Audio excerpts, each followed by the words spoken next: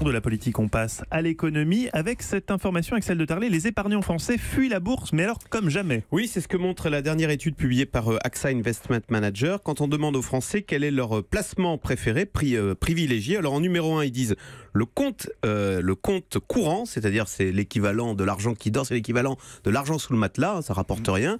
En 2, donc c'est tout ce qui est c'est tout ce qui est livret A et PEL. En 3, assurance vie euro. Et alors si vous regardez le placement en actions, il arrive qu'en 8e position, il n'y a que 9 Français qui citent les actions. Et ça, c'est une exception. Et en plus, une exception, remarque que ça, dès le plus jeune âge. Vous demandez à des jeunes de 30 ans, ils fuient la bourse, ils ne veulent pas entendre parler de la bourse. Mais c'est nouveau ou les Français ont toujours eu cette aversion au risque? Non, c'est nouveau. Autrefois, les Français étaient présents en bourse. Vous vous souvenez du cliché de la veuve de Carpentras qui avait les actions de l'Air Liquide, mais même les grandes privatisations avaient de BNP, Saint-Gobain, etc., avaient attiré des millions de Français. Non, il y a vraiment alors, il faut dire qu'il y a eu 2 cracks qui ont rincé les Français.